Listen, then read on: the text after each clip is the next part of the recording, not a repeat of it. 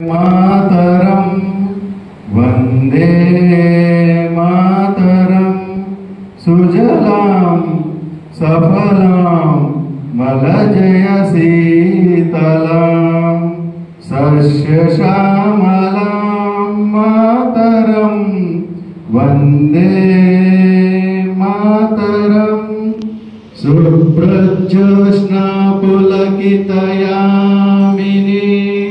पुल्लकुसुमिता ध्रुवलशोभिनी सुहासिनी सुमधुरवासिनी सुखदां वरदां मातरं वन्दे मातरं वन्दे मातरं। भारत माता की जय। भारत माता की जय। ओके डना।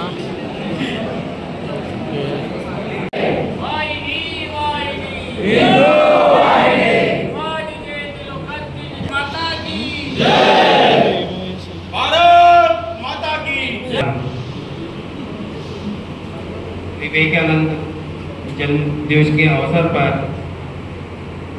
माननीय तेलंगाना जनरल सेक्रेटरी साहब और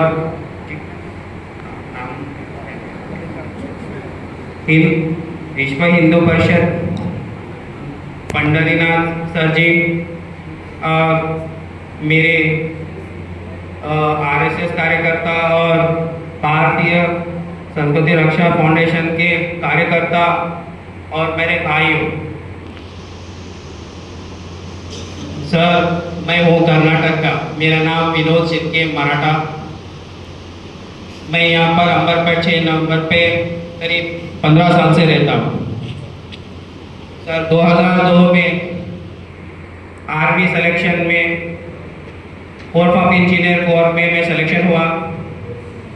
ट्रेनिंग 2.5 साल के कंप्लीट होने के बाद course of engineer Victor Force में पोस्टेड हो गया। उसके बाद 2007 से लेकर 10 के बीच में राष्ट्र राइफल्स जब कारगिल युद्ध हुआ, कारगिल युद्ध होने के बाद आतंकवादियों का गतिविधि ज़्यादा बढ़ने के कारण राष्ट्रीय राइफल्स फॉर्म किया गया, जो इंटरनल आतंकवादी, जो अंदरूनी आतंकवादी होते हैं ना, उनको मार गिराने के लिए, क्योंकि उनका जो गतिविधि है ना बहुत अल्लाह जबरदस्त पे पहुंच गया था। इसके कारण राष्ट्रीय राइफल्स फॉर्म हो गया। तो कोई भी यूनिट या फॉर्मेशन में काम करे, राष्ट्रीय राइफल का टर्नआउट हर किसी को होता है। मैं इंजीनियर कोर का होने के कारण मुझे भी एक टर्नआउट आया था 2007 से लेकर 10 के बीच में। जब मैं मैंने वर्दी पहना था, मैं आपके जैसा यंग 17, 18, 19 साल का था। जब उसी एज में मेरे को भी इच्छा था कि हाँ एक सिस्टम में काम करूं, देश के लिए अपना कुछ जीवन या मेरा कुछ वक्त उनको अपना प्रतीक दे दूं। तब 7 to 10 के बीच में जब मुझे वो मौका मिला, उस मौके में मैं स्पेशल फोर्स ज्वाइन हुआ, जो सीक्रेट ऑपरेशन अटेंड करता है, उसको बोलते हैं घातक कमांडो। आपने सुना होगा, पूरी सर्जिकल स्ट्राइक हम लोगों ने अटेंड किया। हम लोग मतलब हमारे जैसे टीम है, क्योंकि ब्रिगेड में एक टीम रहता है वो 10 मेंबर्स का रहता है, क्योंकि जितने भी ऑपरेशन अटेंड करते हैं वो उन्हीं लोगों के लिए मिलता है वो ऑपरेशन अटेंड करने के लिए। जैसे कि अब जानते होंगे एनएसजी, नेशनल सिक्योरिटी गार्ड, जो सिटी के दौरान कुछ गतिविधियां होते हैं, जैसे कि मुंबई ब्लास्ट के दौरान हुआ था, वो कोई भूल सकता है? कोई नहीं भूल सकता। और पुलवामा शोपियान के घटना कोई भूल सकता है? कोई नहीं भूल सकता। क्यों होते हैं ये आतंकवादी? क्यों बनते हैं? इसलिए बनते हैं, उनके प्रति क्यों हमारे देश के प्रति उनका लगाव क्यों नहीं है? क्योंकि उनको गाइड करने वाला लोग जो गाइड करते हैं वो सिर्फ देश के प्रति विरोध करने के लिए करते हैं उनको, वो संगठन कोई भी संगठन हो। इसके कारण भारत देश को अंदरूनी खोखला करने के लिए ऐसे कितने की संगठन काम कर रहे हैं। हमारा भी काम यही है भाइयों। अब ये जो फाउंडेशन बना हुआ है, जो हमारे प्रत्येक देश के प्रति हमारा खुद का योगदान क्या है। आप कोई भी काम करो, जब आपको अपना देश के प्रति अपना कार्य या अपना योग निभाने की जब जरूरत पड़ता है, आप सब लोग खड़े हो जाओ वहां पर, क्योंकि देश से बढ़कर कोई चीज नहीं है, कोई इंसान नहीं है, कोई अहमियत नहीं है, कोई पोस्ट नहीं है सर। पहला देश के सामने कोई चीज एवल नहीं दे देता सर। मैं 2007 से लेकर 10 के बीच में जब एक कमांडो टीम ट्रेनिंग किया, फायरिंग जैसा फिजिकल एक्टिविटीज, उसके होने के बाद कमांडो ट्रेनिंग के होने के बाद जब इस टीम में सिलेक्शन हुआ, मुझे भी डर लगा स्टार्टिंग में जब मैं गया था, क्योंकि नया था ना, छोटा एज था, 23 साल का था मैं तब डरने लगा। 2-3 ऑपरेशन अटेंड किया, अरे क्या यार, चला गया, वापस आऊंगा नहीं आऊंगा पता नहीं था मुझे, फिर भी वो ऑपरेशन अटेंड करते गया। जैसा उसके अंदर गया तब लगा अरे इससे बेहतर जीवन मुझे कभी जिंदगी में मिलेगा ही नहीं। क्यों पता है सर? मैं जिंदा रहूंगा या मरूंगा मुझे नहीं पता है, मगर मैं अपने देश के लिए अपने योगदान देने के लिए जिस चीज के लिए मैंने वर्दी पहना था, उस काम के लिए मैं एक बंदा सिलेक्शन हुआ। इसके लिए मैं कभी उसके क्या बोलते हैं, भगवान से कृपाल हूँ कि मुझे ये मौका मिला। 2010 से लेके 7 से लेके 10 के बीच में राष्ट्रीय राइफल्स में जब प्रेसिडेंट अवार्ड दिया जाता है, एक यूनिट को देता है वो, उस एक यूनिट में 2 बार मेरे टीम जो 10 बंदे का टीम होता है, 2 बार 2008 और 10 में सिलेक्शन हुआ। एक बार एक साल में एक ही यूनिट को मिलता है। और उस मौके पे मुझे एक कैजुअलिटी हुआ, मतलब सीक्रेट ऑपरेशन करते से मैं ना सिविल ड्रेस में रहना पड़ता था, क्योंकि वो ऑपरेशन एक्चुअली बोलना नहीं चाहिए, थोड़ा मतलब सिस्टम से थोड़ा अलग सा रहता है। सिविल ड्रेस में और आतंकवादियों जैसे रहते हैं उनके जैसे रह के वो ऑपरेशन अटेंड करना पड़ता था, और वो टीम में कभी कभी 4 लोग भी जाना पड़ता था। और उस ऑपरेशन के दौरान एक ऑपरेशन था फियाज फिर, आप जानते हो कि पुलवामा का डिस्ट्रिक्ट कमांडर, शोपियान का डिस्ट्रिक्ट कमांडर, जो 2 बसों को आईडी रख के ब्लास्ट किया गया था, उस डिस्ट्रिक्ट कमांडर के ऑपरेशन के दौरान मुझे एक गोली लगा सर। आपके सामने मैं इसलिए बोल रहा हूँ कि आपके जैसा एज में ही वो मैंने अचीवमेंट या उस तरह का मौके को मैं अपने हासिल कर लिया। जब मुझे 2010 का जो ऑपरेशन अटेंड करने के लिए मौका मिला था, तब एनकाउंटर होते समय ना बंदा भाग के मेरे ऊपर आ गया, मेरे साथ मेरे बंदे का गोली लग गया, वो हाथ हथियार छोड़ के छोड़ गया। वैसे फायरिंग करते करते बंदे को गोली लगा, सामने वाला एक आतंकवादी मरा। जो बंदा था डिस्ट्रिक्ट कमांडर, जो आपने बोला था 2 बसेस को जो ब्लास्ट किया था, एक डिस्ट्रिक्ट कमांडर जो होते हैं, हर एक डिस्ट्रिक्ट में 2-2 एक डिस्ट्रिक्ट कमांडर्स होते हैं। उस ऑपरेशन के दौरान मेरे को सिर में गोली लगा। आप जानते होंगे पूरे इंडियन आर्मी में सिर में गोली लगने के बाद आज तक कोई नहीं बचा है। मैं आपको देखने से लगता हूँ 75% हैंडीकैप हूँ मैं, 75%, और आज तक मैं कभी महसूस नहीं करने देता। आज मेरे को एक रिसेंटली 2 मंथ बैक कोई यहीं पर किम्स हॉस्पिटल में मैं एडमिट हुआ था या मैं ट्रीटमेंट के लिए गया था। मुझे डॉक्टर बोला भाई तो 10 साल से ज़्यादा 8 साल से ज़्यादा नहीं बचेगा, मैं बच के दिखाऊंगा, क्योंकि मेरा अंदर का मोरल सपोर्ट कोई नहीं, कोई डॉक्टर नहीं, कोई भगवान नहीं कर सकता। क्यों पता है सर? मेरे अंदर जो शक्ति है ना सर, वो मैं ही उसको ये कर सकता हूँ, कोई डॉक्टर या कोई बोलने से नहीं होता। क्योंकि मेरे को कैजुअलिटी हुआ 2010 में, अब तक मुझे कुछ नहीं हुआ। अब क्या 10 साल में मुझे कुछ हो जाएगा? कुछ नहीं होगा सर। इसीलिए बोलते हैं आत्मविश्वास, मैं कुछ कर कुछ लूंगा ना सर, मुझे कोई नहीं रोक सकता। और मैं ये बोलना चाहता हूँ सर, जितना आप यंग है अपना अपने जगह पर रोल करें, कोई डॉक्टर है, कोई बिजनेसमैन है, कोई इंजीनियर है, कोई फार्मर में, कोई छोटे छोटे बिजनेस करता है, उम्मीद मत छोड़िए सर। बिल्कुल आप करने के लिए कुछ निर्णय कर लेते हैं या उसको पाने के लिए कुछ आप निर्णय करते हैं, आप बोलते हैं, कोई नहीं रोक सकता सर। और मैं सिस्टम के बारे में ज़्यादा इसलिए बताता हूँ कि मेरा छोटा बचपन पूरा उसी के अंदर चला गया सर। मैं 18 ईयर्स उसके अंदर निकाला, बाहर का दुनिया क्या होता मैं नहीं जानता है। इसके वजह से मैं मेरे सिस्टम के प्रति बोलता हूँ सर।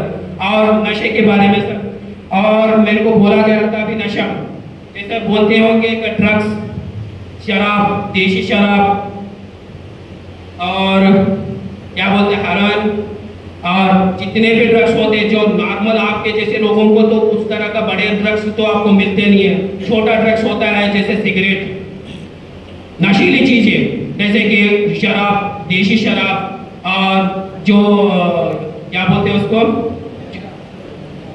गंजा। सबसे ज्यादा आपको पता होना चाहिए सर, 10% हाफिम इंडिया में पकड़ा जाता है हर 2 साल में एक बार, पता होना चाहिए सर। तो आता कहां से? वर्ल्ड में कैलकुलेशन करने से 5 करोड़ से भी ज्यादा हाकिम के रोगी है उसके अंदर सबसे ज्यादा इंडिया में, मगर हमारे पास उसका जो होता है ना क्या सर कैलकुलेशन आज तक बाहर नहीं आया सर। मैं ये कहना चाहता हूँ सर, नशा कोई चीज अच्छा है सर, कोई अच्छा नहीं सर। अरे नशा ये करो ना सर, देश के प्रति करो, अपने परिवार के प्रति करो, अपने जो बच्चों के प्रति करो। अरे उनको अव्वल दर्जे पे कुछ कहीं लेके आने के लिए कोशिश करो, अपने परिवार को ग्रोथ करो। अरे देश के प्रति इच्छा रखो कि हाँ यार मैं कुछ ऐसा करना चाहता हूँ। नशे में कोई मजा नहीं है सर। मैं भी सिस्टम में 18 साल किया, मैं कभी दारू को हाथ नहीं लगाया सर। क्यों? दारू पीते हैं क्या सर? कोई नहीं है सर, कुछ होता है? कुछ भी नहीं होता। बोलते हैं कि दारू पीने से बढ़ता है। मैं नहीं हूँ सर एग्जाम्पल, नहीं पीने से कुछ होने वाला सर, कुछ नहीं होने वाला।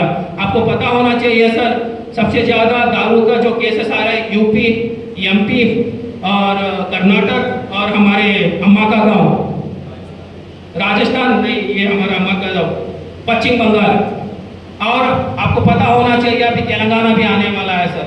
सर उससे कोई चीज नहीं सर, आप लोगों का घर बिगड़ जाएगा, आपका घर टूटे जाएगा, अपने दूर हो जाएंगे। अपना जीवन अपने यंग एज में है ना, तब समझ में नहीं आता सर क्या करना चाहिए बोल के। एक शौक होगा, शौक आदत में बदल जाएगा, आदत क्या कर लेके जाके कराया करेगा सर, अपना परिवार को है ना रोड के ऊपर लाके खड़ा कर देगा सर। सर मैं एक छोटा एग्जांपल दूंगा, मैं ज्यादा वो नहीं बोलूंगा क्या हो रहा है, कैलकुलेशन करूंगा नहीं है, मैं एग्जांपल आपके सामने हूँ सर। मैं जब छोटा था, मेरे पिताजी बहुत सारा ड्रिंक करते थे सर, इतने अच्छे थे वो, एग्रीकल्चर पे हम डिपेंड थे सर। ये बात है 91 से लेके करीब 2004 तक मेरे पिताजी हाईवे ड्रिंकर थे सर। तब मैं बहुत छोटा था सर, तब मैं कुछ नहीं कर पाया। तब मैंने अपना घर का परिस्थिति देखा सर। एक दिन का खाना मुझे नसीब नहीं रहता था सर, एक दिन का खाना मैं ठीक तरह खाता नहीं था सर। अभी तो खाने का व्यवस्था नहीं है। पुराना आप पूछो सर, पुराने जमाने के जितने भी लोग हैं, जब मेहनत सिर्फ खाने के लिए रहने के लिए करते थे सर। आज फाइनेंशियल इतना बड़ा इश्यूज नहीं है सर, आपको पता होना चाहिए। पिछले 10 साल के बैक जाके पूछो, अपने पूर्वजों को पूछो सर, तब क्या कंडीशन था। तब मेरे पिताजी इतने हैवी ड्रिंकर थे, उनको हमने बहुत कोशिश किया लेके आने के लिए। तब मुझे मजबूरन ना छोटे एज में +2 पढ़ते समय मुझे पढ़ाई छोड़ के ना डिपार्टमेंट में या जॉब के पर्पस पे मैं एजुकेशन छोड़ के उस बेसिस पे चला गया सर।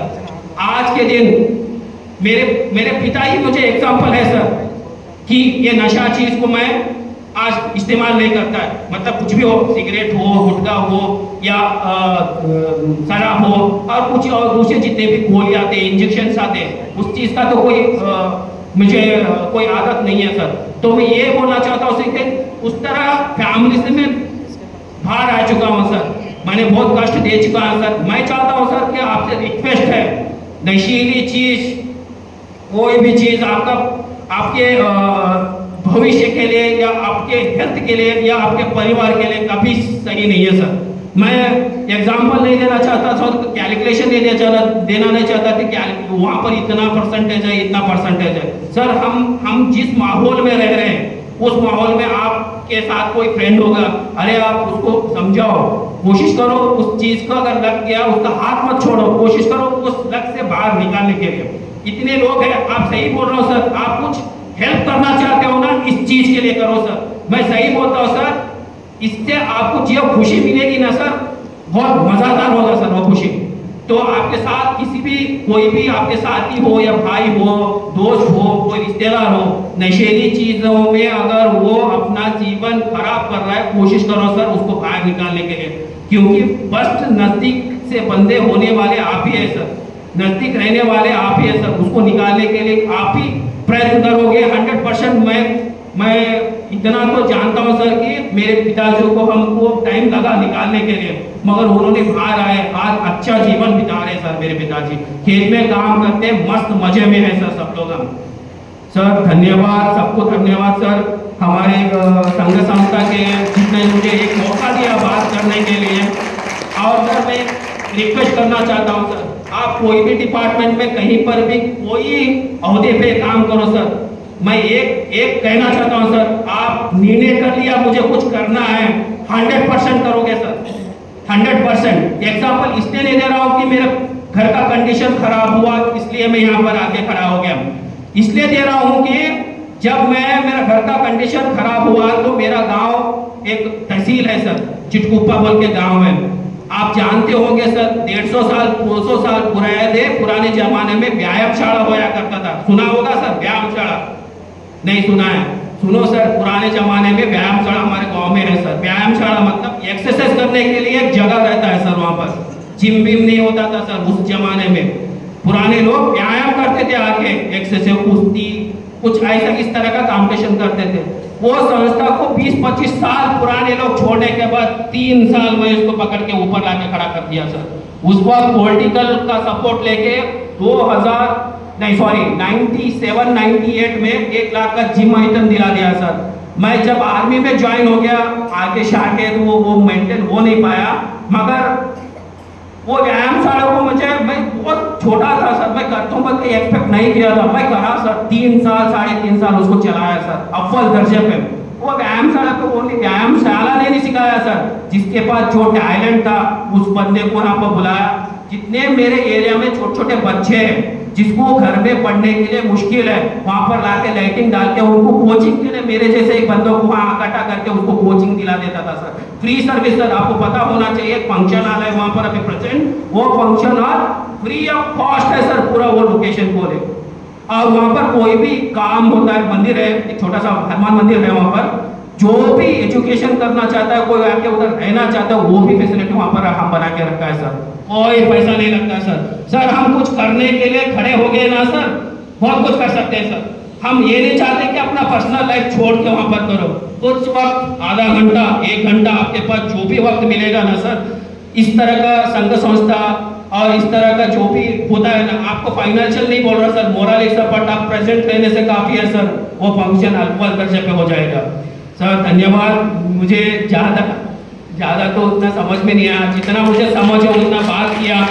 और कोई भी डिपार्टमेंट में, आर्मी डिपार्टमेंट में ज्वाइन होना चाहते हैं सर, बिल्कुल मेरे पास आ सकते हैं सर, अगर उनके पास कैपेबिलिटी है। 100% श्योर सर, विदिन 6 मंथ में ज्वाइन हो सकते हैं सर। और मेरा एक ट्रेनिंग सेंटर भी था यहाँ पर, कुछ हेल्थ इश्यू के कारण मैंने उसको ब्लॉक किया। OG secretary solution private limited, CNR transport, Jai Bhavan transport के मैनेजिंग डायरेक्टर ने खोल के रखा था यहाँ पर रानीगंज में। CNR ट्रांसपोर्ट के ऊपर की तरफ हमारा एक सिक्योरिटी एजेंसी था सर। मैंने कोशिश किया वहाँ पर फ्री सर्विस देने के लिए। कोरोना के टाइम पे वो मेरा जो इन्वेस्टमेंट हो या सर्विस हो वो मुझे सपोर्ट नहीं कर पाया, मैं उसको छोड़ दिया। छोड़ के और एक गवर्नमेंट संस्था को मैं ज्वाइन हो चुका हूँ, वो गवर्नमेंट कम पब्लिक सर्विस है सर। वहाँ पर वो लोग क्या करते हैं मुझे इम्पोर्टेंट नहीं देता, मेरे तरफ से मैं क्या कर सकता हूँ और अव्वल दर्जे पे कर सकता हूँ उसका कोशिश मैं कर रहा हूँ। बस इतना ही रिक्वेस्ट है सर। धन्यवाद, आपने मुझे ये मौका दिया आपको यहाँ पर बात करने के लिए, सर के लिए भी थैंक यू। సమాజంలో కూడా సోషల్ సర్వీస్లో యాక్టివ్గా పనిచేస్తున్నారు కాబట్టి మనమందరం కూడా ఈ దేశానికి వెన్నెముక యువత, కాబట్టి ఆ యొక్క యువత ఇక్కడ ఉంది కాబట్టి మనందరం కూడా చెడు మార్గంలో ప్రయాణించకుండా ముందుకెళ్ళడం కోసం మనకు మార్గదర్శనం చేయడానికి పెద్దలు ఇచ్చేశారు కాబట్టి మనందరం కూడా ఆర్మీలో జాయిన్ కాకపోయినా మనం సమాజంలో ఉంటూనే చట్ట వ్యతిరేక దేశ వ్యతిరేక కార్యకలాపాలు ఎవరు చేసినా కూడా వాటిని ఖచ్చితంగా మనం అడ్డుకోవడం కోసం మనమందరం కూడా సైనికుల్లాగా సిద్ధం కావాలా కాబట్టి మనకి వాళ్ళ విచ్చేసినటువంటి వినోద్ గారికి మన యొక్క భారతీయ సంస్కృతి రక్షా ఫౌండేషన్ నుంచి ప్రత్యేకమైనటువంటి ధన్యవాదాలు తెలియజేస్తున్నాము। అదేవిధంగా మనకు మెయిన్ స్పీకర్గా ముఖ్య వక్తగా మార్గదర్శనం చేయడం కోసం విశ్వ హిందూ పరిషత్ తెలంగాణ ప్రాంతం యొక్క ప్రధాన కార్యదర్శి జనరల్ సెక్రటరీ వారు శాలివాహన పట్టెలనాథ్ గారు వారు మనకి వాళ్ళ మార్గదర్శనం చేశారు। ఇవాళ స్వామి వివేకానందుడి యొక్క 161వ జయంతి అటు వారిని మనం ఇవాళ వక్తగా విచ్చేసాం, వారు మనకు మార్గదర్శనం చేయాల్సిందిగా కోరుతున్నాం। భారత్ మాతా కీ జై, భారత్ మాతా కీ జై।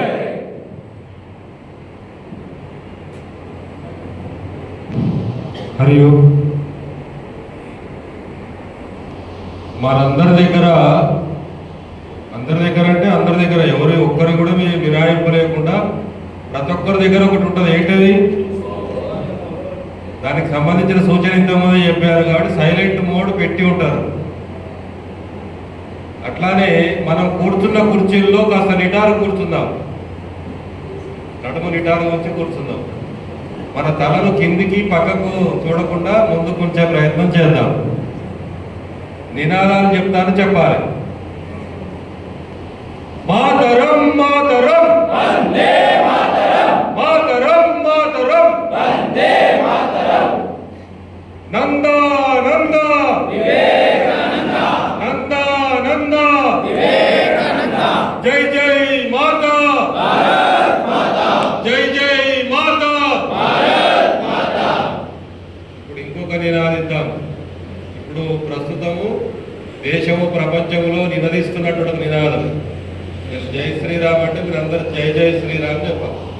జై శ్రీరామ్, జై శ్రీరామ్, సియావల రామచంద్రకి జై। ఇంతమంది చెప్తే ఎట్లున్నారు? జై అట్లా చెప్పాలి, పక్కకున్న వాళ్ళు కూడా బలహీనం లేదా పాడిపోతారు। సియావల రామచంద్రకి జై, పవన సుత హనుమానకి జై, ఉమాపతి మహాదేవకి జై, జై శ్రీరామ్, జై శ్రీరామ్, జై శ్రీరామ్, జై శ్రీరామ్। వాయిస్ మంచిగానే వస్తుందా? టెక్నికల్ విషయం। ఈరోజు కార్యక్రమంలో సంస్కృతి రక్షా ఫౌండేషన్ ఆధ్వర్యంలో వివేకానంద స్వామి వివేకానంద 161వ జయంతి జరుపుకోబోతున్నటువంటి మనందరికీ వివేకానంద జయంతి శుభాకాంక్షలు।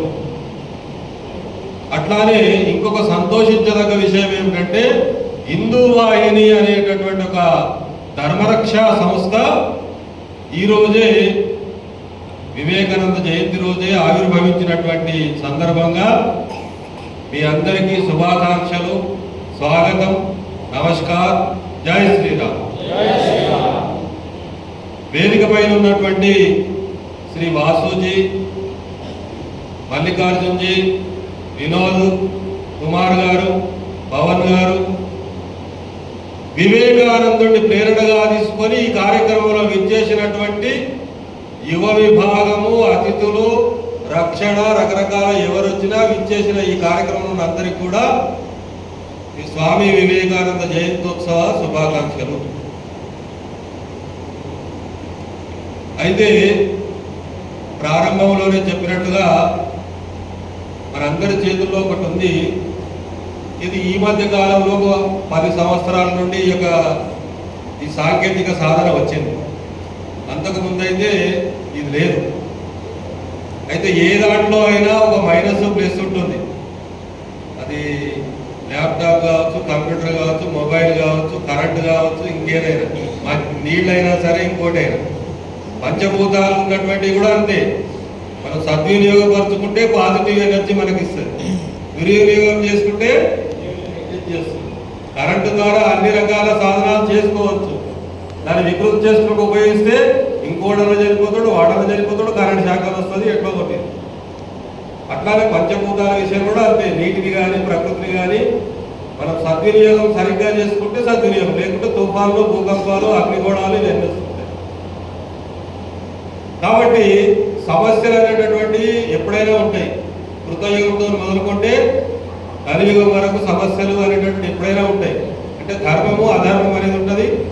ఆ ధర్మాధర్మాల యొక్క సంఘర్షణలో మంచి చెడు ఎప్పుడూ ఉంటాయి.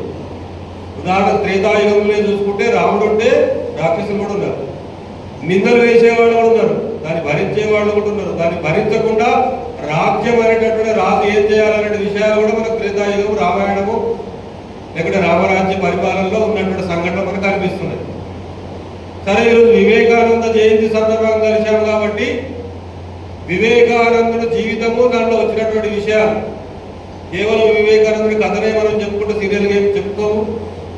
ఆయన స్ఫూర్తిగా తీసుకొని అనేక రకమైనటువంటి కార్యక్రమాలు ముందుకు తీసుకెళ్లే ప్రయత్నంలో మనం కూడా హిందూ ఆయన సభ్యులుగా, హిందూ ఆయన ప్రేరణగా తీసుకొని స్వామి వివేకానంద ఆయనే కాదు దేశంలో ఉన్నటువంటి మంచి కోసం చేసినటువంటి మహాపురుషులందరినీ, మహావీరుల యొక్క త్యాగాలను స్మరించుకుంటూ వాళ్ళ ప్రేరణగా స్ఫూర్తిగా తీసుకొని మనం ముందుకు వెళ్ళేటటువంటి దాని ప్రయత్నంలో ఉన్నటువంటి వాళ్ళం కాబట్టి ఇలాంటి కార్యక్రమాలన్నింటిలో మనం పాల్గొంటున్నాం. అయితే వివేకానందుడు ఆగర్భ శ్రీమంతుడే కాదు. 161 సంవత్సరాలు అయిపోతున్నా ఆయన జయంత్యుత్సవాలు జరుపుకుంటున్నాము, ఆయన ప్రేరణ తీసుకుంటూనే ఉన్నాము. అయితే ఈ దేశం ఎప్పుడైనా కూడా ఆగర్భ శ్రీమంతుడో అహంకారానికో డాంబికానికో వెళ్ళినటువంటి వాళ్ళను స్మరించుకోము. ఎవరైతే ప్రేరణగా స్ఫూర్తిగా త్యాగంతో జీవిస్తున్నారో, నిస్వార్థంతో జీవిస్తున్నారో, సమాజం కోసం ధర్మం కోసం ఏదైనా చేసి చూపించారో అలాంటి వాళ్ళనే మనం స్ఫూర్తిగా తీసుకుంటాం. ఆయన కూడా వ్యతిరేకమైనటువంటి కుటుంబంలోనే పుట్టాడు. విశ్వనాథ దత్త, భువనేశ్వరి దేవి వాళ్ళకు జన్మించినటువంటి ఆయన. కానీ మంచి కోసం అన్వేషించేటటువంటి ప్రయత్నాలు చేశాడు. చిన్నప్పుడు కూడా అనేకమైనటువంటి ఆటపాటలతో గడిచినటువంటి జీవితంలో కూడా ఏదో ఒక సంశయము, ప్రశ్న ఇవన్నీ ఉదయిస్తాయి. ఒకసారి వాళ్ళ తల్లి వెంబడి ఒక ఊరికి వెళ్ళాడు. ఒక స్టేషన్లో దిగాడు. దిగి వస్తున్నప్పుడు ఒక గుర్రబగ్గిని మాట్లాడుకొని వచ్చారు. అప్పుడు ఉన్నటువంటి ట్యాక్సీలు గుర్రబగ్గిలు ఎక్కువ ఉండేది. అందులో వివేకానందుడు తీసుకొని తల్లి వస్తూ ఉంటే ఆ బగ్గి దారి మధ్యలో అంతా, అమ్మ నేను ఈ బగ్గి నడిపిస్తున్నాడే, నాకు బాగా ఇష్టం, ఇది నేను కూడా ఇలాంటి నడిపించాలని నాకు బాగా అనిపిస్తుంది అంట. సరే తల్లి వింటుంది. ఇంటికి వచ్చిన తర్వాత నాన్న నువ్వు ఏమో కోరావు కదా అని ఇంట్లో ఉన్నటువంటి ఒక ఫోటో చూపిస్తుంది. అక్కడ కూడా ఒక రథాన్ని కనిపించిన ఫోటో చూపించి ముంగట గుర్రాలు కనిపిస్తున్నాయని కనిపించాడు, వెనకాల కూడా కనిపించాడు. ఆ ఫోటో చూపించి నువ్వు ఆ గుర్రబగ్గి వాడిలాగా నేర్పించాలని కావాలనుకున్నావు కదా, ఇక్కడ చూడు ఆయనలాగా ఆ ముందట నడిపించాడు, ఆయనలాగా. వెనకాల అర్జునుడు కూడా ఆయన శ్రీకృష్ణుడు అని చెప్పింది. శ్రీకృష్ణుడు అంటే ఏంటి అని కూడా చెప్పింది. కాబట్టి గుర్రబగ్గిగా కావాలని కేవలం చిన్నప్పుడు ఏదో పూర్తిగా అనుకున్న విషయాన్నే తల్లి ఇంటికి వచ్చిన తర్వాత దాన్నే ఏ విధంగా చెప్పాలని చెప్పింది. మన ఇళ్లలో కావచ్చు, ఇంకో దగ్గర కావచ్చు, తల్లి, తండ్రి, గురువు, అతిథి ఈ నాలుగుని సన్మానించాలి, సేవించాలని చెప్తుంటారు. కాబట్టి ఇది కలియుగం. కలియుగంలో అనేకమైనటువంటి సమస్యలు కూడా ఉంటాయి. కొన్నిసార్లు చెప్తారు ఏంటంటే ఒక గీత గీస్తే దాన్ని విడిచిపెట్టేసి ఇంకో గీత గీయాలని చెప్తుంటారు. కానీ మనం ఏమిటంటే అది విడిచిపెట్టడానికి వీలు లేదు. ఎందుకంటే మనం ఆ గీత దగ్గరే బతుకుతున్నాం. ఆ గీత దగ్గర బతుకుతున్నాం కాబట్టి ఆ గీత దగ్గర సమస్యలు ఉన్నాయి. ఆ బతుకుతూనే ఆ సమస్యలు సాల్వ్ చేసుకుంటా ఆ గీతను ఇంకా పొడుగునో ఇంకా చక్కవనో ఇంకా మంచి చేసే ప్రయత్నం చేయాలి. ఎందుకంటే 3 కోతులు కూడా గాంధీ చూపించాడు మనకు. ఇక మాట్లాడొద్దు, వినొద్దు, చూడొద్దని. 3 కోతుల చరిత్ర గాంధీ చెప్పినట్టే కష్టం. మనం సమాజంలో జీవిస్తున్నాం. కళ్ళు చెవులు నోరు అని పనిచేయాల్సిందే. మంచి చెడని జరుగుతూనే ఉంటాయి. మనకు విచక్షణ ఏంటంటే మంచిగా చెడ అనేటువంటి వివేకంతో మనం చూడాలన్నా వినాలన్నా చేయాలి. కాబట్టి వినాలన్నా చూడాలన్నా చేయాలన్నా అనేటటువంటి జ్ఞానేంద్రియాలు మంచి వైపు నడిపించాలి. ఉదాహరణకు ప్రారంభంలో చెప్పినట్టు మన మొబైల్ కావచ్చు, ఇంకా రకరకాల సాంకేతిక విషయాలు కావచ్చు. మంచి కోసం సంబంధించినటువంటి దాన్ని ఎట్లా యూజ్ చేసుకోవాలని ప్రయత్నం చేయాలి. ఒకప్పుడు లేదు ఇది. ఇప్పుడు మనం మంచి కార్యక్రమాలు, ఒక సమస్యలు ఉన్నాయి దేశంలో, లేకుంటే మన కాలేజీలో సమస్య కావచ్చు, మనం వెళుతున్నప్పుడు రోడ్డు మీద సమస్య కావచ్చు, రకరకాల ఈ సమస్యలకు సంబంధించిన సమాధానాన్ని వెతికేందుకు ఈ సాధనాలు ఉపయోగపడతాయి. ఎట్లా అంటే డాటా పెట్టుకోవచ్చు, అప్పటికప్పుడు తొందరగా కమ్యూనికేషన్ కావాలంటే ఒక మెసేజ్ పెట్టవచ్చు, అంటే గ్రూప్లో పెడితే 10 మందికి పెడుతుంది.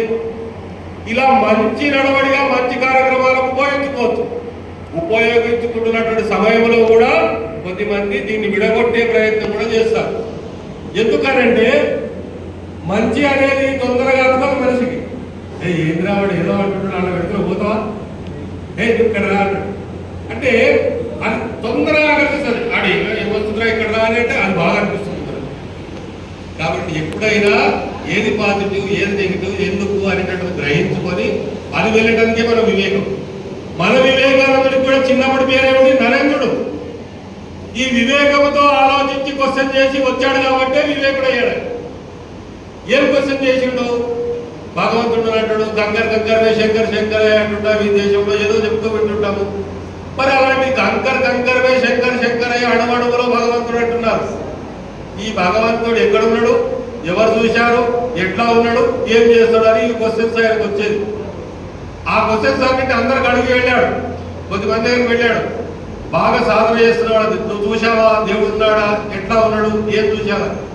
అందరు కూడా బాగున్నాడట్టుగా నేను చూశాను, ఇట్లున్నాడని చెప్తలేదు. చివరికి ఒక గురువు దొరికాడు, ఆయనే రామకృష్ణ పరమహంస. ఆయన కొద్దిసేపు కూర్చోబెట్టాడు. నిన్ను ఎట్లా చూస్తున్నారో భగవంతుని కూడా నేను అట్లే చూశాను. కాబట్టి అక్కడ అమ్మవారు ఉందంటే నా అమ్మనే అనుకున్నాను. ఇంకొక స్త్రీ కనిపించిందంటే కూడా అమ్మ కూడా అమ్మవారినే చూశాను. నీలో కూడా భగవంతుడు ఉన్నాడు, నీ భగవంతుడు నిన్నెట్లా చూస్తున్నట్టే చూశాను చెప్పి. కానీ తర్వాత దానికి ఆయన ఆకర్షణ కావడం, ఆయన చూపులకు, ఆయనకు సంబంధించినటువంటి ఆ మాటలకు, దానితో ఆయన ఆ వివేకంతో అక్కడ సాధన చేస్తూ ఆయన యొక్క జీవితం ఇదేంటని తెలుసు మనకు. ఆ వివేకంతో వెళ్ళినటువంటి వ్యక్తి ఎట్లా వెళ్ళాడంటే రామకృష్ణ పరమహంస ఏది మనసులో అనుకున్నాడో దాన్ని చేసేటటువంటి వ్యక్తి ఈయనే అనుకున్నాడు. ఆయన తీర్చిదిద్దాడు. ఆయన ఒక మిషన్ స్థాపించాలనుకున్నాడు. ఈ దేశంలో ఒక వ్యక్తి కూడా పస్తులు ఉండకూడదు, ఒక కుక్క కూడా పస్తులు ఉండకూడదు. ఈ దేశ గతి మార్చాలంటే యువకులు కావాలన్నాడు. ఆ యువకులు కూడా ఎట్లా, ఇనుప గడ్డరాలు, ఉక్కు నరాలు, వజ్ర కఠోరమైనటువంటి నిర్ణయాలు తీసుకొని దానికోసం నిలబడే వ్యక్తులు కావాలనుకున్నాడు. ఆ నిలబడే వ్యక్తులు ఎంతమంది ఈ దేశంలో 100 మంది దొరికినా చాలు. మిగతా దేవతలందరూ పక్క పెట్టండి, గంట సేపు ఫుట్బాల్ ఆడండి, వ్యాయామశాలలో వెళ్ళండి, భారత మాతాకి చేయండి. ఈ విషయాలను తీసుకొని ఆ లక్ష్యాన్ని తీసుకొని వెళుతున్నాడు. ఆ వెళుతున్న క్రమంలో కూడా ఎక్కడెక్కడ వెళ్ళాడంటే దేశమంతటా తిరిగాడు. ఇన్ని సాధనాలు లేవప్పుడు, సాధనాలు లేని సమయంలో కూడా ఆయన అనేక దూర ప్రయాణాలు చేశాడు. ప్రయాణాలు చేస్తూ అనేక విషయాలు చెప్పాడు. ఏమని చెప్పాడు? నువ్వు స్ఫూర్తి పొందావు, మంచి పని చేయాలనుకున్నావు, సంకల్పం తీసుకున్నావు. సంకల్పం తీసుకున్నంత మాత్రాన ఈజీ కాదు. మహాకార్యాలు కావాలంటే మహాత్యాగాలు కావాలి. అందుకేమన్నాడు? అరే అన్నాడు, don't sleep but till the goal అన్నాడు. రీచ్ ద గోల్ అన్నాడు.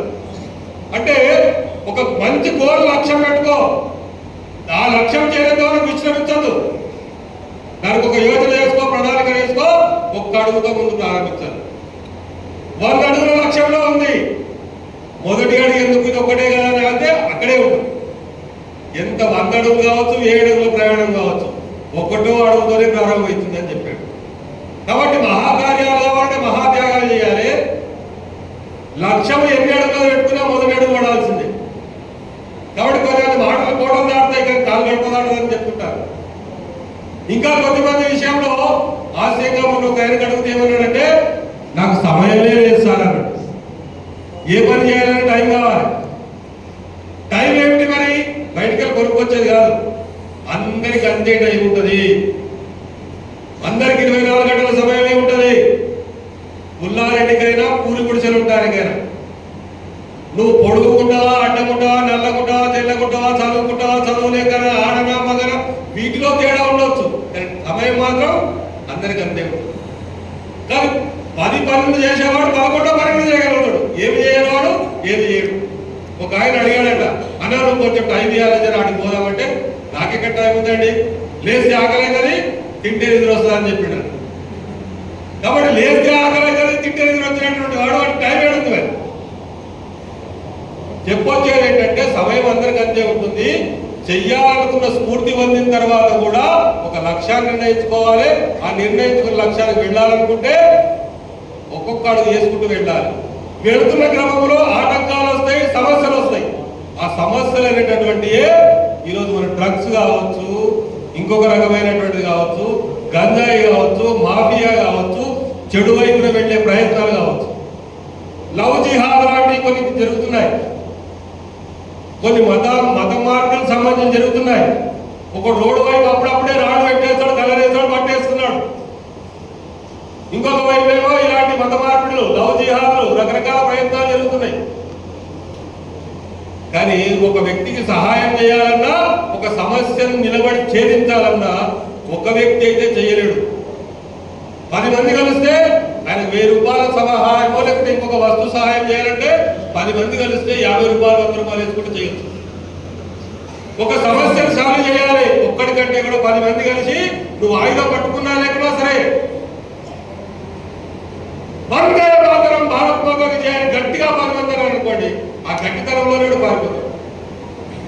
కాబట్టి నీ మనసులో త్రికరణ శుద్ధిగా ఏది అనుకుంటావో, ఏ స్ఫూర్తి పెట్టుకుంటావో, ఏ లక్ష్యం పెట్టుకుంటావో దానికోసం మన దగ్గర ఆత్మాభిమానం, స్వాభిమానం అనే అహంకారం కాదు, స్వాభిమానం. నేను మంచిదారి ఎన్నుకున్నాను, యోగాలని చెప్పి.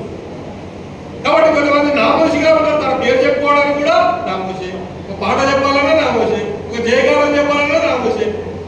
ఏమంటే అంటే ఒక ఆయన చెప్పాడు, ఒక దగ్గర నేను విన్నా పాట, ఏది రాని ఏది కంగారం. ఆ పాట ఏంది? రౌద్రమైన పాట. ఏది రాని గాంధీవం వచ్చింది ఎవరికి? ఏది రాని గాంధీవం ఏది కంకారం, ఏది నీరణ సూర్యనాదం, ఏది హుంకారం, ఏది హుంకారం. రౌద్రంగా చెప్పేటటువంటి మాటలు మనం అంత నిర్భయంగా చెప్పగలగాలి. కాబట్టి లక్ష్యం కోసం నిర్ణయం చేసుకోవాలి, మంచి దాంట్లో వెళ్ళాలి.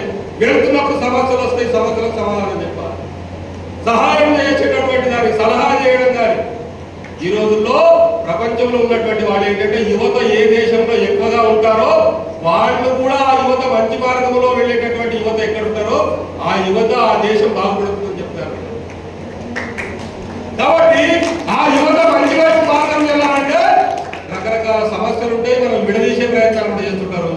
కాబట్టి విడదీసే ప్రయత్నమైనా నెగిటివ్ మాటల వైపు వెళ్ళొద్దు, మనం మంచి మార్గంలోనే వెళ్ళాలి.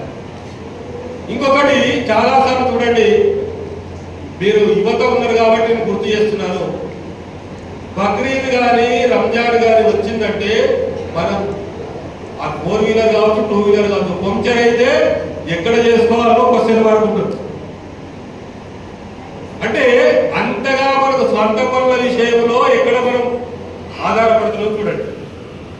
చాలా మంది మన యొక్క హిందూ యువత కావచ్చు, సనాతన ధర్మీయులమైనటువంటి యువత జాబ్ చేస్తారండి, జాబ్ చేసేవాళ్ళు చేయరు ఏదో ఒకటి. కానీ స్వంత పనులు చేసేటటువంటి ప్రయత్నం చిన్నదైనా పెద్దదైనా చేయాలి. చిన్న పని చేసినా ఒకరిద్దరికి ఉపాధి కల్పిస్తాం. అందులో ఇంకా కొంచెం నాలెడ్జ్గా ఉపయోగిస్తే ఇంకా 10 మందికి ఉపాధి కలిగించగలుగుతాం. ఇంకొక చిన్న కంపెనీ పెట్టామనుకో 20 మంది, ఇంకా కొంచెం పెద్ద కలిగితే 100 మంది ఉపాధి కలిగించగలుగుతాం. కాబట్టి ఏది చేసినా మన వాళ్ళకే సలహా, మన వాళ్ళతో సహాయము, మన వాళ్ళ దగ్గరే కొనాలి. ఇవన్నీ కూడా అలవర్చుకోవాల్సినటువంటి, అది హలాల్ కావచ్చు, లవ్ జిహాద్ కావచ్చు, మ్యారేజ్ కావచ్చు, మతాధీకరణ కావచ్చు, దర్గా చర్చిలు కావచ్చు. కాబట్టి ఈ సాంకేతికమైనటువంటి మన సమాధానం మనకు సంబంధించినటువంటి సాంకేతికమైనది మన మంచి మార్గానికి ఉపయోగించుకోవాలి. నిన్న మొన్ననే వార్త వచ్చింది. అదేమిటంటే ఒక స్కూల్ ఏదో ఒక స్కూల్లో కాలేజీలో చాక్లెట్లలో కూడా గంజాయి కలిపినటువంటి చాక్లెట్ ఇచ్చారు. ఎంత ఇదైపోతుంది చూడండి.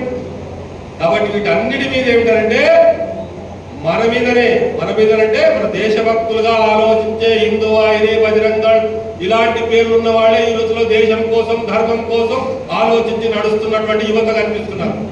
కాబట్టి ఒక హిందూ వాహినిగా ఒక బజరంగ దళ్గా మన యువకులు ఏమిటంటే ఇట్లాంటివన్నీ తొందరగా గ్రహించాలి.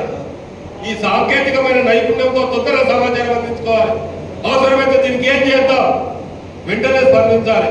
ఒక ఆయన రాసే అలవాటు ఉంటే రాస్తామా, లేకుంటే 10 మందిని కలిసి రేపు ధర్నా చేద్దామా, లేకుంటే ఒక దిష్టి బొమ్మలో పెడదామా, లేకుంటే ఒక మెమోరాండం ఇద్దామా, లేకుంటే ఒక కేసు పెడదామా, అందరం కలిసి వెళ్ళి బెదిరించొద్దాం. కాబట్టి నయానా భయానా ఇవన్నీ రకాల ప్రయత్నం చేయాలి. కలియుగంలో నామస్మరణ, మంచి మార్గము, సంఘటిత శక్తి, ఈ మూడుని గుర్తుపెట్టుకోవాలి. కాబట్టి చిన్నప్పటి నుండి ఒక ప్రహ్లాదుడు, ఒక మార్కండేయుడు, ఒక వివేకానందుడు వీళ్ళందరూ చిన్నప్పటి నుంచే మంచి మార్గంలో ఉన్నారు. కాబట్టి నిలబడి కొద్ది రోజులు పనిచేయగలిగారు. వివేకానందుడు ఖండాంతరాలు దాటి అమెరికా వెళ్ళినట్టున్నాం. ఆయన జీవించింది ఎన్ని సంవత్సరాలు? 39 సంవత్సరాలు. 39 సంవత్సరాల్లో ఏ సాధనాలు లేనటువంటి ఆ అఖండ జ్యోతిగా తేజస్సు కలిగినటువంటి ఒక వివేకానంద పేదరికంలో పుట్టి ఆర్థికమైనటువంటి వనరు లేకపోయినా ఈ దేశంలో 2-3 సార్లు చుట్టాడు నడుస్తూ. అలాగే ప్రపంచ మహాసభలు అమెరికాలో జరుగుతున్నాయంటే ఎవరెవరో సహాయం తీసుకొని అక్కడికి వెళ్ళడం, వెళ్ళిన తర్వాత ప్రవేశము ఎవరైతే రికమెండ్ చేశారో పత్రం కూడా పోతుంది. అనేక మంది ప్రాధాన్యపడి లోపలికి వెళ్తాడు. ఆ వెళ్ళిన సందర్భంలో ఏమైతుందనంటే ఎవరి మతం యొక్క ఆచారాన్ని my dear brothers and my dear అనే టైంలో అనేక మంది మాట్లాడారు. సిస్టర్స్ అండ్ బ్రదర్స్ కూడా అనలేదు, my dear gents and ladies అని చెప్పారు ప్రతి ఒక్కరు కూడా. ఇంకా అనేక విషయాలు వాళ్ళు ఏదో మత గొప్ప ఆచారం చెప్పారు. కానీ వివేకానందుడు లేచి నిలబడి అమృతోత్సవాన్ని అందుకునడానికి అర్హతలాగినటువంటి నా అమెరికా సోదరు మండలానికి సంబంధించాడు. అంటే మంచితనానికి విలువైనటువంటి ఒక అమృతోత్సవమైనటువంటి మంచిని గ్రహించడానికి మీరు అర్హత కలిగినటువంటి నా అన్నలారా, తమ్ముళ్ళారా, అక్కలారా, చెల్లెలారా సంబంధించాడు. ఈ సంబోధనతోనే 2 నిమిషాలే అందరికి ఇచ్చారు. 5 నిమిషాలు వెలువడుతుంది అక్కడ. ఈ సంబోధనతోనే అందరూ ఆశ్చర్యపోయారు. 2 నిమిషాలకు 5 నిమిషాలకు వెలుగొట్టేయడానికి కూడా మర్చిపోయాడు. కొన్ని గంటల పాటు జరిగింది. అందరూ మంత్రముగ్ధులయ్యారు. ఆ కార్యక్రమం అయిపోయిన తర్వాత ఆ యొక్క లైబ్రరీలో తిరుగుతున్నారు. తిరుగుతున్నప్పుడు ఒక ఆయన చమత్కారంగా ఏమన్నాడంటే ఆ యొక్క టేబుల్ మీద కొన్ని పుస్తకాలు పెట్టబడ్డాయి. ఆ పుస్తకాలలో ఆయన చెప్పాడు, ఈ యొక్క విదేశీ గురువు ఏమన్నాడంటే భగవద్గీత కింద ఉన్నదని ఇట్లా అవయేయడానికి అన్నాడు అనమాట. మిగతా మత గ్రంథాలను అయిపోయినాయి. అప్పుడు వివేకానందుడు ఏమన్నాడంటే మీరున్న గ్రంథాలకన్నిటికీ ఆధారమే భగవద్గీత అని చెప్పాడు. ఒకవేళ ఈ భగవద్గీత తీసేశారంటే అన్ని పడిపోతాయని చెప్పాడు. అది ఈ రోజు దేశంలో మనము ఇప్పుడు జనరేషన్లో చూస్తున్నాం. ఈ దేశంలో ఉన్నటువంటి ఒక రాష్ట్రపతి కానీ ప్రధానమంత్రి కానీ విదేశాలు వెళితే ప్రముఖులను, గురువులను, అక్కడ ప్రెసిడెంట్, అంబాసిడర్ని కలిస్తే భగవద్గీతను ఇస్తున్నారు. ఇంతకు ముందు కొన్ని సంవత్సరాల క్రితం ఏం జరిగేది? అసలు విదేశాల్లో మన దేశం గురించి గుర్తింపే లేదు. ఏ ప్రధానమంత్రి, రాష్ట్రపతి వెళ్తే అమెరికా యొక్క దేశాల్లో, రష్యా దేశాల్లో వాళ్ళ పేజీలో ఒక మూలకి ఇక్కడ, అది కూడా ప్రధానమంత్రి పోతే ఇంకో మంత్రి పోతే దిక్కే లేదు. అలాంటి పరిస్థితి ఉంటే ఇప్పుడు ఏమైతుంది? ఒక రాష్ట్రపతి, ప్రధానమంత్రి వెళుతున్నాడంటే నెల రోజుల ముందు నుంచే స్వాగతము, వీసాలు, ప్రయత్నాలు జరుగుతుంది. ఇంతకుముందు ఎవరైనా వెళితే కూడా ఒక తాజ్మహల్ పట్టుకుపోయా, ఒక చార్మినార్ పట్టుకుపోయారు. ఇప్పుడేమైంది? భగవద్గీత తీసుకుపోతున్నారు. శ్రీకృష్ణుడు అక్కడ ఉన్నటువంటి గీతా సందేశానికి సంబంధించిన మెమోటోస్ పట్టుకుపోతున్నారు. కాబట్టి మనము కూడా కొన్ని విషయాలు ఆలోచించాలి. ఏంటంటే నేను ఏ ధర్మంలో పుట్టాను, దానికి సంబంధించిన పరిజ్ఞానం ఇప్పుడు ఉండాలి. కేవలం శారీరకమైనటువంటి బలంతోనే కాదు, ఎవడన్నా మనం మాయ చేస్తే వెళ్ళిపోతాం. కాబట్టి వివేకంతో ఉండాలి. మనం ఏ సనాతన ధర్మంలో పుట్టామో ఆ సనాతన ధర్మానికి సంబంధించినటువంటి విషయాలు ఈరోజు వివేకానందుడు చెప్తున్నాం. కాబట్టి ఆ ఆ జీవితంలో సంఘటనలు కావచ్చు, ఒక భగవద్గీతలోని 4 శ్లోకాలు కావచ్చు, హనుమాన్ చాలీసా కానీ యువకులకు వాటి హనుమాన్ చాలీసా చిన్నపిల్లల కాడికి వృద్ధుల వరకు అందులో లేనిదంటూ లేదు. గీతా 4 శ్లోకాలు హనుమాన్ చాలీసా. మీరు చూడండి, బయట వాళ్ళు కూడా రోజుకు 5 వారు అంటాడు, 5 వారు ఎవరు ఉన్నాడు, జుమ్మకు జుమ్మ అందరు పోతారు. జుమ్మకు జుమ్మ ఎంతమంది పోతారంటే గంటకు 200 సంపాదించాడు కాడికి గంటకు 2 లక్షల రూపాయలు సంపాదించేవాడు కూడా వాడి సెక్టర్లో వాడి వ్యాపారం వాడి ఉద్యోగం మార్చే చెల్లిపోతాడు. మిగతా వాడు కూడా ఆదివారం చూస్తున్నాం మనం, చదువొచ్చినా రాకున్నాడు దందాలు పట్టుకొని బస్సులు దిగి పరిగెత్తుంటారు. కాబట్టి కూడా ఆదివారం ఒకడు శుక్రవారం మనం చూస్తే వాడు కూడా రోజు 5 వారు ఎవరు చేస్తుంది. మనము కూడా రోజు మనం సాధారణ ఇంటి దగ్గర ఏదో ఒకటి నేర్చుకొని చేసినా వారంలో ఒక రోజు శనివారం మంగళవారం పక్కా పెట్టుకోవాలి. కొద్దిసేపు వ్యాయామం చేస్తామా, ఒక గేమ్ ఆడతామా, తర్వాత హనుమాన్ చాలీసా 4 గీతా శ్లోకాలు, భారత్ మాతాకి జై, అక్కడ ఉండే గుళ్ళో అయితేనేమో ఆ దేవత ఆరాధన, హనుమంతుడు శివాజీ ఇలాంటి ఫోటోలు పెట్టాలి, అక్కడ గేమ్ ఆడాలి, వ్యాయామం చేయాలి, హనుమాన్ చాలీసా గీతా 2 శ్లోకాలు చెప్పాలి, ఆరతిస్తామా భారత్ మాతాకి చేయాలి, నేను చిన్న ప్రసాదం తీసుకొని పోవాలి. ఇలాంటి సంకల్పం తీసుకోవాలి. మనం ఎంత కమ్యూనికేషన్ ఉన్నా హనుమాన్ చాలీసా నా దగ్గర ఉంది కదా, మొబైల్ పట్టుకొని ఇక్కడే నేను చూసుకుంటా కాదు. ఆర్ఎస్ఎస్ మన యొక్క రాష్ట్రీయ స్వయం సేవక సంఘం స్థాపించిన ఆయన అప్పుడు ఆయన అందరి దగ్గరికి వెళ్ళి ఏమన్నాడంటే, హిందువులను కప్పలు తక్కలు దొరికినట్టుగా ఒకడు ఎక్కితే ఒకడు తీస్తాడు కూస్తాడు, లేకపోతే ఒకటి పడిపోతుంటది. కానీ ఆయన ఏం చేశాడంటే రికార్డింగ్ సిస్టమ్ అప్పుడు కూడా ఉండే కొన్ని క్యాసెట్, పుస్తకాలు, క్యాసెట్లు ఇలాంటి ద్వారా మనిషి మారడు. మనిషి అనేటటువంటి వాడు రోజు గంట సేపు సాధన చేస్తాడా, లేకుంటే వారానికి ఒకసారి గంట సేపు చేస్తాడా? ఈ సాధన వల్లనే మనిషి మారగలుగుతాడు. కాబట్టి ఒక డిబేట్ ఈ మధ్యలో జరిగింది ఒక 2 రోజుల క్రితం. ఆ డిబేట్ లో ఒక 3 కూర్చున్నారు. ఒక ఆయన చెప్పాడు ఏంటంటే ఇస్లాం మతాన్ని చేశారు, అది తప్పేం లేదు. ఆయన చెప్పాడు ఏంటంటే ఈ వీధిలో పెడదాం పడండి, ఇక్కడ ఇస్లాం వాళ్ళు ఉంటారు అందరూ, ఎవరింట్లోనన్నా ఖురాన్ ఉంటుంది, మహిళలు కూడా ఇళ్లలో హిజాబ్ ధరించి దాన్ని చదువుతారు. ఇక్కడ వెళ్దామన్నటువంటి ఒక క్రైస్తవం సంబంధించిన 10 ఇళ్ళు ఉన్నాయి, అందరి ఇళ్లలో చదువు వచ్చిన దగ్గర బైబిల్ ఉంది. ఈ సనాతన ధర్మీయులు అని చెప్తున్నామే, ఈ వీధిలో వెళ్ళి ఒక 10 ఇళ్లలో వెళ్ళండి, ఎవరి ఇళ్లన్నా రామాయణ, భారత, భాగవత, భగవద్గీత, హనుమాన్ చాలీసా పుస్తకాలు ఉన్నాయా మీరు చూడండి అని. కాబట్టి ఇక్కడ ఎవరు తప్పు ఆయన డిబేట్ లో అంత గడ్డపల్లంగా ఎందుకు చెప్తున్నాడు, అది మనం అనుకోవాలి, మనం ఆలోచించుకోవాలి.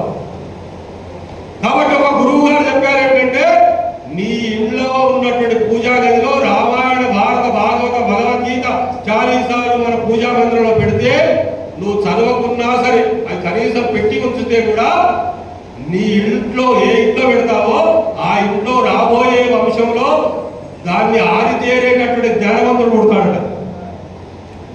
నీ ఇంట్లో అవి పెడితేనే, మన ఇంట్లో అవి పెడితేనే జ్ఞానవంతుడు పుడితే కనీసం మన జన్మెత్తిన దానికి ఏ గీతనో చాలీసానో వారంకోసారి రోజుకోసారి తీసి చూస్తే మన జన్మకు చరితార్థం, మనకు మన సనాతన ధర్మానికి మనం ఒక నేర్చుకున్నాం అనుకుంటాం. కాబట్టి ఆ ప్రయత్నం చేయాలి. హనుమాన్ చాలీసా రాసినటువంటి సంత తులసీదాసే చెప్పాడు ఏంటంటే, హనుమాన్ చాలీసాను 11 సార్లు చెప్తే ఒక ఫలితం ఉంటుంది, 21 సార్లు చెప్తే ఒక ఫలితం వస్తుందట, 41 సార్లు చెప్తే ఒక ఫలితం వస్తుందట, 108 సార్లు 108 రోజులు ఎవరైతే చెప్తారో ఆయన ఏమంటే అది అవుతుందట. ఏమైతే అది అవుతుందని ఒట్టి చెప్పలేదు ఆయన. ఆది దంపతులైనటువంటి పార్వతీ పరమేశ్వరుల సాక్షిగా చెప్తున్నా, ఇది చేస్తాడు తప్పకుండా అవుతుందని చెప్పాడు. అది ఏదైనా చెప్పాడు, అష్టసిద్ధి నవనిధికే దాత, అష్టసిద్ధులు నవనిధులు కూడా వస్తాయట. ఇంకొక దగ్గర ఏం చెప్పాడు, భూత పిశాచాన్ని కట్ట చెయ్యాలి, మహావీర చెప్పనావసనాలి. మహావీరుడి హనుమంతుడి యొక్క పేరు చెప్తేనే కదా భూత పిశాచాలు పారిపోతాయి. అష్టనిధులు నవనిధులు ఇవి కూడా నీ దగ్గరికి వస్తాయి. చివరి ఔరదేవత చిత్తమై హనుమత సేవి సర్వస్వభావి. ఇంకా ఎన్ని దేవతల దగ్గరికి ఎందుకు పోతాయా? ఈయన దగ్గరనే ధైర్యము, బుద్ధి, బుద్ధి, బలము, పరాక్రమం, వ్యాకరణం, ఛందస్సు అన్నిటికీ మూలమైనటువంటి సంగీత సాహిత్యాలు కూడా హనుమంతుడు చాలా ప్రత్యేకత. అలాంటి హనుమంతుడిని మొదలయ్యా 10 దేవతలను పక్కపెట్టు, ఏదైనా ఒక దేవతలో అన్ని ఆరాధన ఉంటుంది. ఔర దేవత చిత్తరై హనుమంత సేయి సర్వసు. చివరిలో ఏం చెప్పాడు? ఇవన్నీ చెప్పినటువంటి విషయాలు ఏమైతాయంటే ఓయ సిద్ధి సాకి గౌరీస. సాకి గౌరీస అంటే గౌరీ ఈశుడు, శివపార్వతుల సాక్షిగా చెప్తున్నారు. ఈ హనుమంతుల చేతులకి ఇవన్నీ తప్పకుండా వస్తాయని చెప్పాడు. కాబట్టి మనం చేస్తే వస్తాయి, చూస్తే రావు. చూడడానికి కూడా మనం ఇది. కొద్దిమంది మరొక మహానుభావుడు చెప్పాడు, గురూజీ అనే పేరు. ఆయన జీవితంలో 40,000 పుస్తకాలు చదివాడు. ఆయన 40,000 పుస్తకాలు చదివాడు. ఒక వివేకానందుడు ఆయన కూడా 40,000 పుస్తకాలు చదివాడు. ఆయన చెప్పినటువంటి విషయాలే కొన్ని పుస్తకాలు గ్రంథాలనే మనం చదివారు, రాశారు. మన కనీసం అంత 40,000 పుస్తకాలు చూసి ఒక దగ్గర సత్యామా, కనీసం చదవకుండా సత్యామా చూశామా? కాబట్టి అన్వేషించేటటువంటి గుణం కూడా మన యువత అలవాటు చేసుకోవాలి. ఈ 15 నుండి 20-30 సంవత్సరాల ఈ కాలఖండం ఎలాంటిదంటే నువ్వు దారి ఎక్కడి నుంచి వెతుక్కుంటే అందులో రాణించగలుగుతావు. కాబట్టి మనం మంచి వైపు ఏదైతే చేయాలనుకుంటావో ఆ సంకల్పం రోజు నీ యొక్క గదిలో, నీ ఇంట్లో రాసి పెట్టుకొని ఉండాలి. నేను హనుమాన్ చాలీసా చేయాలి, గీతా శ్లోకాలు నేర్చుకోవాలి. మనం చూస్తున్నాం ఈ రోజులో రమేష్, మహేష్ ఇట్లా అందరికి రకరకాల పేరుంది. మరి ఎప్పుడైనా కలిస్తే రమేష్ అన్న నమస్తే నాకు చేసి విరబట్ట, మహేష్ అన్న నమస్తే అంట. అంటే ఈ రమేష్, మహేష్ లేకుండా గోపాల మల్లికార్జున ఎందుకు పెట్టారు? మనకు పెద్దలు ఎందుకే పెట్టలేదు? కనీసం ఈ నామస్మరణ జరుగుతుంది. కానీ చాలా మంది ఇళ్ళలో ఏంటి, మంచి మహేషే పేరు పెడతారు కానీ బట్టిగా బండిగా అంటారు.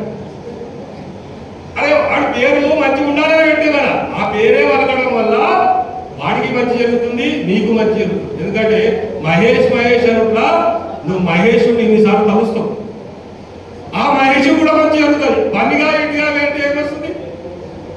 కాబట్టి మన పెద్దలు కూడా మనకి ఈ పేర్లే పెట్టారు, దాన్నే మనం అనుకోవచ్చు. రోజు కూడా నాకు ఈ మహేష్ అని పేరు పెట్టారు కదా, అంటే మహేష్ అంటే మహేశ్వరుడు. కనీసం మహేశ్వరుడు లాగా నేను ఎట్లా అని అనుకోవాలండి. ఇంకొకటి, మన జీవితంలో చాలా మంది ఒక కన్ను లేకుండా, 2 కళ్ళు లేకుండా, ఒక కాలు లేకుండా, ఒక చేయి లేకుండా పుట్టేవాడు చాలా మంది ఉన్నారు. మనకు అన్ని అవయవాలు మంచిగా ఇచ్చాడు కదా, రోజు మనం బయటికి వెళ్తున్నప్పుడు భగవంతుడిని పలకరించుకోవాలి.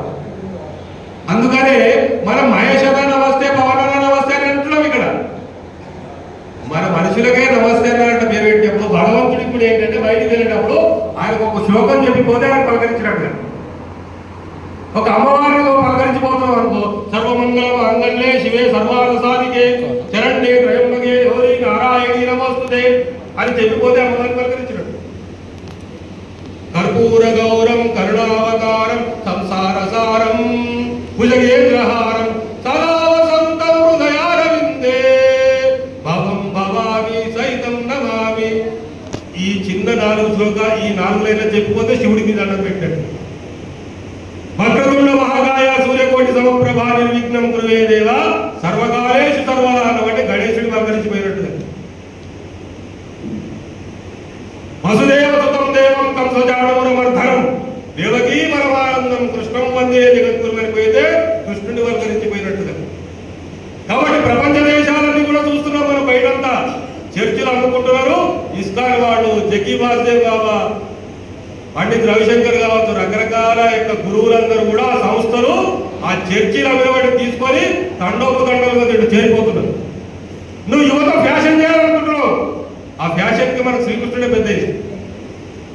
కాబట్టి మన ఇస్కాన్ లాంటి సంస్థలు చూస్తున్నాం, ఎగురుతూ తలుపుతూ ఏ విధంగా ఉంటున్నారు. కాబట్టి మనం కొద్దిమంది అలాంటి యొక్క కొంతమంది యువకులు పుట్టుకతో వృద్ధులు చెప్తున్నారే, మనం మంచి ఆదర్శం, మంచి స్ఫూర్తి పెట్టుకొని పోతున్నాం కదా. మనం వీధుల్లో వెళ్తే ఎట్లుండాలి, బొట్టు పెట్టుకొని అబ్బా ఒక దండ పట్టుకొని లేకపోతే ఇంకేదో ఆయుధం పట్టుకుని పోతున్నాం అన్న తాత మామ అంటున్నాను.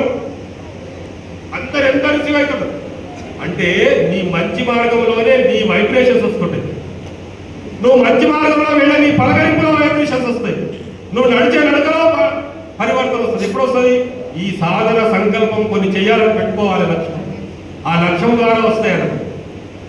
అందుకనే మన యువత ఎటువైపు వెళ్తే అటువైపు ఉంటుంది కాబట్టి చెడు మార్గంలో వెళ్ళేటువంటి వాళ్ళకు కౌన్సిలింగ్ ఇచ్చేటటువంటి మన హిందూ వారి కానీ బజరంగ దళ్ కానీ అప్పుడప్పుడు 2 రోజులు 3 రోజులు సెలవులు వస్తే 5 రోజుల పాటు వారం రోజుల పాటు వర్గాలు జరుగుతాయి. ఆ వర్గాలలో శిక్షణకు వెళ్ళని వాళ్ళు వెళ్ళాలి, వెళ్ళి వచ్చిన వాళ్ళు ఉంటే వెళ్ళని వాళ్ళకి ఇంకా పంపించే ప్రయత్నం చేయాలి. అంటే ఎక్కడో ఒక దగ్గర ఒక గంట సేపు అరగడం తెలియదు. ఇలా మంచి ఎక్కడ జరిగితే అక్కడ వెళుతూ ఉండాలి. అందుకే వివేకానందుడు ఏం చెప్పాడంటే 3 విషయాలు మనం గమనించాలి. ప్రతి మనిషి చేయాలనుకున్నప్పుడు 3 విషయాలు. ఒకటి కలవడం కలపడం, వెతకడం దొరకడం, నిలపడం మలచడం, మలచడం నిలపడం. ఏది తెలియదో దానికోసం కలవడం, అక్కడక్కడ కలిసి ఎక్కడ మంచి ఉంటే అక్కడికి వెళ్ళాలి. కలుసుకోవడం తెలుసుకోవడం, వెళ్ళాము కలుసుకుంటామో తెలుసుకోవాలి. తెలుసుకున్న తర్వాత నిలపడం మలచడం. కొద్దిమంది నిలపాలి, ఇలాంటి శిక్షణాన్ని ఇవ్వాలి. మలిచినటువంటి వాళ్ళు రాణించేటట్టుగా అనేక రంగాల్లో మనం బాధ్యతలు తీసుకొని ముందుకు వెళ్ళాలి. ఇది మన యొక్క క్రమంలో పద్ధతి. కాబట్టి మనం ఏ స్థాయిలో ఉన్నాము, ఎంత ముందుకు వెళ్ళాలి, ఏం చేయాలని ప్రయత్నం చేయాలి. అందుకని ఏమిటి సౌండ్ మైండ్ సౌండ్ బాడీ అంటారు. కాబట్టి మన శరీరము ఎంత గట్టిగా ఉంటే మన మైండ్ కూడా అట్లా పనిచేస్తుంది. మీరు చాలాసార్లు నుండి ఎవరైనా ఇంటికి వెళ్తే తిన్నామని అంటారు, తినకపోతే తినిపిస్తారు. కానీ నువ్వు వ్యాయామం చేసావని కూడా అడుగు. కానీ వ్యాయామం ఏం చేయాలి, సాధన ఏం చేయాలని మనమే అనుకోవాలి. నువ్వు ఈరోజు గీత చెప్పావా, చాలీస చెప్పావా, ఇది కూడా అడగవచ్చు పెద్దలు. కానీ అలాంటి తెలియదు లేదు ఎవరికి. ఒక గుడి పోయిన పూజారి కూడా అడుగుతాడు, నీకేమైనా వచ్చారా, ఈ చెట్టు కింద జరుగు, ఇది పుస్తకం ఇంత సాధన కూడా చెప్తలేరు. నాకు వచ్చి దండం పెట్టడం దక్షిణ అనేది. కాబట్టి మనం వ్యవస్థలను వచ్చేస్తున్నాయి. ఇదంతా ఎవరు మాట్లాడాలంటే నీకు నువ్వే లక్ష్యం పెట్టుకోవాలి. నువ్వు కొన్ని ముందు సాధించాలి. నాకు రానప్పుడు ఒప్పుకోవాలి, మనం సాధించాలి. పుట్టిగా డాంబికాల గోముడు నిత్య విద్యార్థిగా ఉండాలని చెప్పారు. పెద్దలు ఏం చెప్తారు, వచ్చేదాకా నేర్చుకో, సత్యేదాకా చదువుకొని చెప్పారు. కాబట్టి నేర్చుకోవడం చదువుకోవడం అనేది కేవలం ఉద్యోగం వ్యాపారం కోసం కాదు, ఎప్పుడైనా ఉంటుంది అనమాట. నాకు ఎప్పుడైనా ఉంటున్నటువంటి దానికి సాధన చేయగలగాలి. ఆ సాధన క్రమంలో మనం రోజు రోజుకి ఎన్నెన్ని సాధన చేయాలి, ఏం చేయాలని అనుకోవాలి. మరి ఆ సాధన చేయాలంటే మనం బాడీ కూడా బాగుండాలి. బలమే జీవనం, బలహీనతే మరణం అన్నారు. Strength is life, weakness is death. కాబట్టి మీరు చూడండి, దేవి దేవతలు ఎవరైనా శివుడు అనుకోండి, ఒంటి కాలు మీద నిలబడినట్టుంటుంది, పద్మాసనం వేసినట్టుంటుంది. అట్లా ఋషిమునులు చాలా మంది కూడా ఏదో ఒక ఆసనంలో నిలబడి ఉంటారు. కొంత పద్మాసనం వేసి ధ్యానమంత్రంలో ఉంటారు. లేకపోతే చేతిలో ఆయుధాలు ఉంటాయి. వాటినే మనం ప్రేరణ తీసుకోవాలి. అలాంటి దేవి దేవతల పేర్లు మనం పెట్టారు, ఆ పేర్లలో ప్రేరణ తీసుకోవాలి. కొంత లక్ష్యం పెట్టుకోవాలి, ఇది చేసుకోవాలి. ఆ సాధనలో ముందుకు వెళ్ళాలి. ఈ యొక్క ఆహారం పెద్ద ఉంది, మనం చిన్న మాట వచ్చినా చాలా పెద్ద అవుతుంది. ఇక్కడ చూడాలి. కాబట్టి ఒక లక్ష్యం పెట్టుకొని దాని దిశగా వెళ్ళే ప్రయత్నం చేయాలి. అందుకే కొంతమంది యువకులు పుట్టుకతో వృత్తులు అని చెప్పాడు ఒక ఆయన. మరి 62 ఏళ్ళ ఆయన కూడా 26 ఏళ్ల వయసులో ఉన్నటువంటి వాడుగా ఉంటాడు ఒక ఆయన. ఆయన ఏది మాట్లాడినా రౌద్రంగా మాట్లాడతాడు. ఆయనకు 62 ఉంటే కానీ 26 దాకా ఉంటాడు. కాబట్టి మనం కూడా బయటికి కనిపించేటువంటి శారీరకమైనటువంటి కాదు, నీ మనసు యువతగా ఎంచుకోవాలి. ఆ యువత కూడా మంచి వైపు మార్గంలో ఉండాలి. ఈ ప్రయత్నం మనం చేస్తున్నాం. వివేకానంద స్ఫూర్తిగంతగా మనం ఈరోజు కార్యక్రమంలో ఉన్నాం. అందుకే భగత్ సింగ్ కానీ, రాజ్గురు, సుఖదేవ్, ఝాన్సీ లక్ష్మీబాయి ఇలాంటి పేర్లను చెప్తున్నామే వివేకానంద. కాబట్టి వాళ్ళ స్ఫూర్తివంతంగా వెలిగినప్పుడు వాళ్ళు దేనికోసం జీవించారు. చిన్న యువకులుగా ఉన్నప్పుడే ఉరికమ్మాలు ఎక్కారుగా. భారతమాత కోసం మాతరం మాతరం వందే మాతరం అనుకుంటూ వెళ్ళారుగా. ఈ రోజుల్లో అది లేదు. మనం ఈ రోజుల్లో అయోధ్య రామజన్మభూమి గురించి ఒక ప్రయత్నం జరుగుతున్నది దేశమంతటా, మిగతా ప్రపంచమంతటా. విశ్వ హిందూ పరిషత్ 500 సంవత్సరాల నుండి రామాలయం గురించి కొట్లాడేటువంటి సంఘటన 4 లక్షల పైగా త్యాగం చేశారు. కానీ విశ్వ హిందూ పరిషత్ అనే సంస్థ ప్రారంభించిన తర్వాత 1984లో ఈ ఉద్యమాన్ని తీసుకున్నారు. ఈ 30 సంవత్సరాల కాలఖండంలో అనేక ప్రయత్నాలు చేసింది. ఏకాత్మకానంద యాత్ర, గంగా యాత్ర, రామబాధకులు, రామజ్యోతులు ఇలాంటి అనేకమైనటువంటి సమాజ జాగరణ కార్యక్రమాలు చేసింది.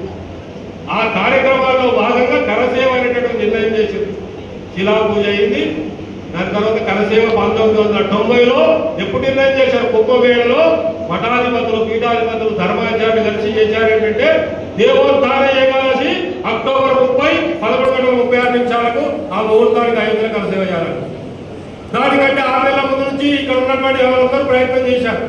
కొంతమంది ఇళ్లలో అయితే ఒకటే కొడుకున్నాడు వద్దని చెప్పిన వాడు వినకుండా పోయారు. కొంతమంది ఇళ్లలో అయితే ఇంత చిన్న పిల్లవాడికి కుటుంబం అంతా కలిసి పక్కింటి వాళ్ళకి చెప్పిపోయారు. ఏమిటంటే మేము పోయేది దావత్ కాదు, ఫంక్షన్ కాదు, ఏమైనా కావచ్చు. కాబట్టి అట్లా చెప్పి వెళ్ళాలి, మేము వస్తామో రామని. అక్కడ ఏం ప్రయత్నం చేశాడు ఆ టైంలో ఒక ముఖ్యమంత్రి ఉండే ఆయన ఏం చెప్పాడు, ఆ రోజుల్లోనే 650 కోట్ల రూపాయలు ఖర్చు పెట్టాడు. దేనికోసం? వీళ్ళందరూ అయోధ్యకు రాకుండా ఉండడానికి ఖర్చు పెట్టాడు. ఉత్తరప్రదేశ్ బార్డర్లంతా కూడా కందకాలు తవ్వారు, నీళ్లు నింపారు, చెక్ పోస్టులు పెట్టారు, గోళ్ల కప్పులు పెట్టారు, బ్యారికేడ్లు పెట్టారు, పారామిలిటరీ పెట్టారు, కెమెరాలు పెట్టారు. ఇన్ని ప్రయత్నాలు చేశారు.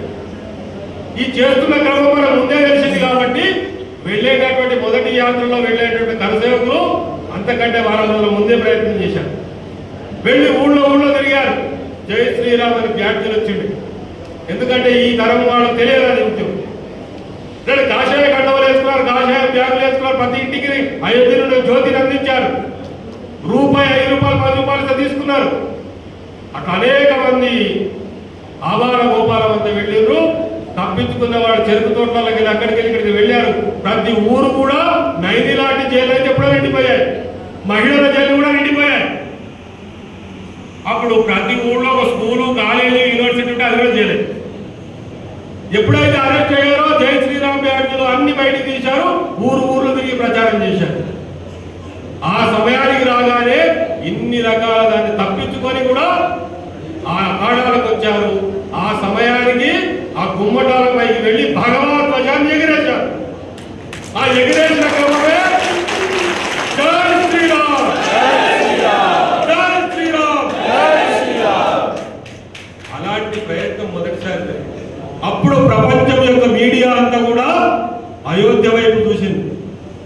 ఏమిటంటే హిందువులకు కూడా ఒక సంస్థ ఉన్నది, అది పిలిపిస్తే ప్రాణాలకు తెగించి ఇంతమంది రాగలుగుతారని నిరూపించగలిగింది. ఆ తర్వాత అప్పుడు రామభక్తులైనటువంటి ఎమ్మెల్యేలు ఎంతమంది అంటే 32 మంది.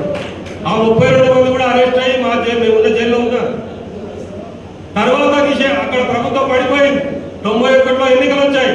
ఎన్నికలు వస్తే ఈ రామభక్తులంతా ప్రతి ఊళ్ళో తిరిగారు కదా, అరెస్టులు అయ్యారు, అని తిరిగారు. ఆ తిరిగినటువంటి ప్రజా ప్రపంచమేమో రామభక్తుల యొక్క ప్రభుత్వం 91లో వచ్చింది. వచ్చినటువంటి అప్పుడు కళ్యాణ్ సింగ్ అనేటటువంటి ముఖ్యమంత్రి ఉండే. రెండవసారి 92 కరసేవ పిలిపించింది. అప్పుడు కూడా చాలా మంది, లక్షలాది మంది వెళ్ళారు. వెళితే అక్కడ అయోధ్యలో ఉన్నటువంటి వాళ్ళు అప్పుడు పాజిటివ్ ఉన్నాడు, అందరూ చేరుకున్నారు. కోర్టు తీర్పిస్తున్నారు. 1 రోజు 2 రోజులు ఆలోచించి చెప్తామన్నారు, రేపు చెప్తామన్నారు, ఈ రోజు చెప్తామన్నారు. 3 రోజులు గడిచిపోయింది. వచ్చినటువంటి రామభక్తులకు ఏమనిపించిందంటే 90% మనం ఉన్నాము. ఇది దేశం సనాతన ధర్మీయ దేశం, ఇది హిందూ దేశం, భారతదేశం. చిన్న పిల్లాడికి అడిగిన, ముసలి వాళ్ళకి అడిగిన ఆహారామా అయోధ్యనామంటారు.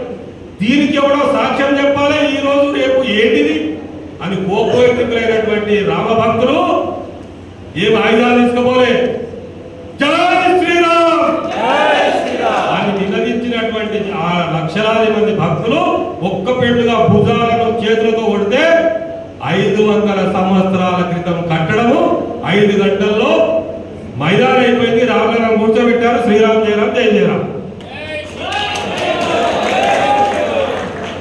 కాబట్టి రెండవ గణసేవ అయిన తర్వాత అప్పుడు ప్రపంచానికైనా మన దేశంకైనా తెలిసి వచ్చింది ఏమిటంటే హిందువులను తప్పలను తక్కేళ్ళ దొరికినట్లు కాదు, అనుకుంటే ఈ సనాతన ధర్మీయులు ఏదైనా చేయగలుగుతారు అని అనిపించింది. ఎందుకంటే మనలాంటి భాగ్యనగరంలో ఒక అపార్ట్మెంట్ పాత ఇల్లు కూలగొట్టి కట్టాలన్నా ఒక నెల రోజులు, వారం రోజులు టైం పడుతుంది. మరి నేను అప్పుడు రెండవ ఖర్చు వెళ్ళినప్పుడు డిఫెన్స్ లో ఉంటుంది వెళ్ళాం. మా కొలీగ్స్ ఉన్న ఆఫీసర్స్ చెప్పారు ఏంటంటే పండనాథీ क्या है 500 साल का भीतर का मोहम्मद 5 घंटे में साल मैदान हो गए, रामलला बैठ गए, శ్రీరామ్ జయరామ్ జయ జయరామ్ చల్ रहे. ప్రపంచంలో ఎవరొచ్చినా ముట్టుకోవడం కలిగించలేడిగా ఆ టైంలో ఉంటే మొన్నటికి మొన్న 2 సంవత్సరాల క్రితం కోర్టు కూడా సాక్ష్యాలు తీర్పులైపోయాయి.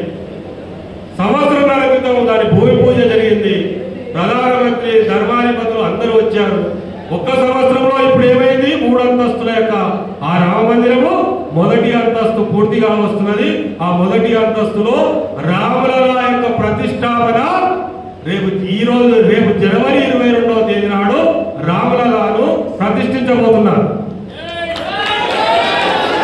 ఆ ప్రతిష్ఠించబోయే క్రమంలోనే అయోధ్యలో ఒక యజ్ఞము, రకరకాల కార్యక్రమాలు స్టార్ట్ అయినాయి. మొట్టమొదటిగా అక్షంతల పూజ చేశారు. ఆ అక్షంతలు ప్రతి ప్రాంతానికి, జిల్లాకు, నగరానికి, బస్తీకి, గ్రామానికి అంతటికి వెళుతున్నాయి. ఇంకా కొద్ది రోజులైతే మొత్తం అందరికీ వెళుతున్నాయి. కాబట్టి మన జనరేషన్ యొక్క ఇదేంటంటే వాళ్ళందరూ చేసినటువంటిది మనం చూస్తున్నాం. 2 సార్లు కరసేవలు వెళ్ళిన వాళ్ళు చాలా మంది స్వర్గస్థులు అయ్యారు, చనిపోయారు, కొద్దిమంది వృద్ధులుగా ఉన్నారు. కానీ మన జనరేషన్ వాళ్ళు ఈ రాముల భవ్యమైనటువంటి రామ మందిరం, ఒక ఆయన చెప్పాడు స్వాతంత్రం ఎప్పుడు వచ్చిందంటే 200 సంవత్సరాల తర్వాత. ఇంకొక ఆయన ఏమన్నాడు 200 కాదు 800 సంవత్సరాల తర్వాత స్వాతంత్రం వచ్చింది. ఎందుకు? ఖిల్జీలు, మహమ్మదీలు, బాబరీలు, మొఘలాయిలు, బ్రిటిష్ వాళ్ళు, ఫ్రెంచ్, డచ్, చివరికి స్వాతంత్రం వచ్చినాక 70 సంవత్సరాల తర్వాతనే స్వాతంత్రం వచ్చింది. ఎందుకు వచ్చింది? 5 శతాబ్దాల యొక్క కళ ఈ రోజు నెరవేరబోతుంది. మీరు చూడండి, చిన్న సంకేతం చెప్పాలంటే బద్రీనాథ్, కేదార్నాథ్, అయోధ్య, మధుర, కాశీ ఇలాంటి పుణ్యతీర్థాల వరకు హిందువులకు సనాతన ధర్మీయులు అవి ఎప్పుడు తెలుస్తారు, ఎప్పుడు మూస్తారు, ఏం కార్యక్రమాలు జరుగుతాయనే విషయాలు కూడా మనకు తెలియదు. అలాంటి దౌర్భాగ్యమైన స్థితిలో మనం ఉంటుంది. ఇప్పుడు ఎవరో ఒకరు ప్రధానమంత్రి, మంత్రి, విదేశీయులు ఎవరో వెళుతున్నారు కాబట్టి మనకు అన్ని తెలుస్తున్నాయి. ఈ కమ్యూనికేషన్ వల్ల కూడా అన్ని తెలుస్తున్నాయి. ఈ తెలిసిన విషయాలను గ్రూప్గా ఏర్పడండి, అందరికి అందించండి. మనం కలిసికట్టుగా ఉండే ప్రయత్నం చేయాలి. ఏదైనా జరిగితే వెంటనే ఇన్ఫర్మేషన్ ఇవ్వాలి. ఎమర్జెన్సీ మెసేజ్ పెట్టారనుకోండి, ఏం చేయాలి? ఊళ్ళో లేకపోతే ఆరోగ్యం బాగా లేకుంటే ఈ 2 తప్పితే వెంటనే ప్రజెంట్ ఉండాలి. ప్రజెంట్ ఉంటే చాలు. అక్కడ జై శ్రీరామ్ అంటావా, లేకుంటే ఇంకో హఠావ్ అంటావా, ఏదన్నా కానీ ప్రజెంట్ ఉంటే చాలు, పనులు అయిపోతాయి. కాబట్టి కలియుగంలో సంఘే శక్తి కలయుగి అని చెప్పారు. కాబట్టి అలాంటి దీనికి ఆ దేశభక్తులను, వివేకానందుని గుర్తుగా చేసుకొని దానికి సంబంధించిన కవి చెప్పినటువంటి ఒక 2 విషయాలు చెప్పి ముగిస్తాను. दम निकले इस देश के खातिर बस इतना अरमान है, एक बार इस राह पे बढ़ना 100 जन्मों के समान है।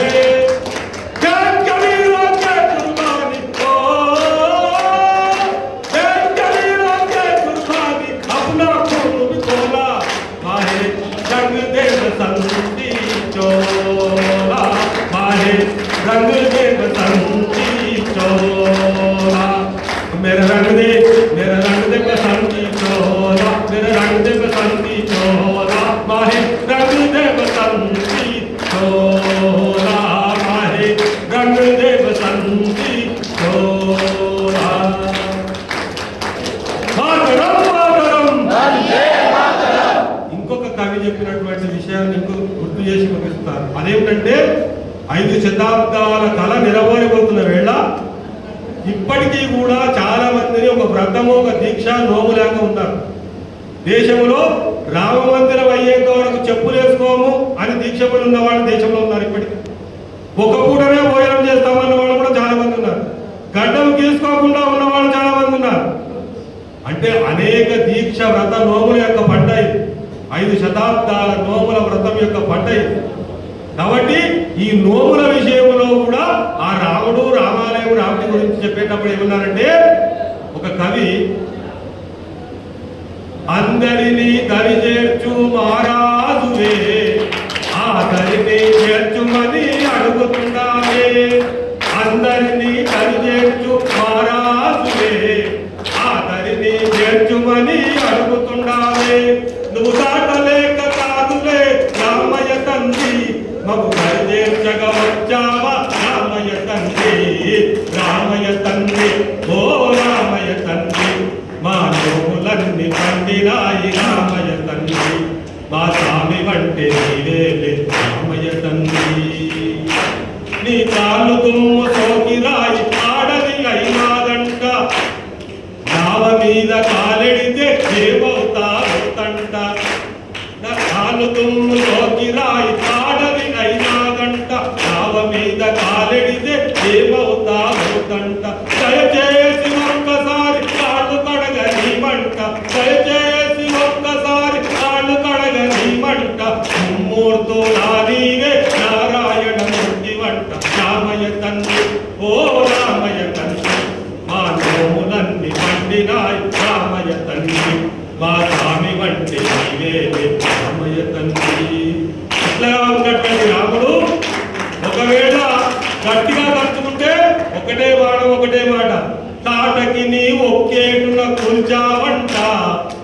రాముని వెళ్ళు ఒక దెబ్బకి విరిచావంట పరశురాముడంతటోన్ని పారదరిమినావంట పరశురాముడంతటోన్ని పారదరిమినావంట సగలు చెప్పుతూ ఉంటే ఒళ్ళు మరిచిపోతుంటా రామయ్య తండ్రి ఓ రామయ్య తండ్రి మా నోములన్నీ పొందినాయి రామయ్య తండ్రి ఆ స్వామి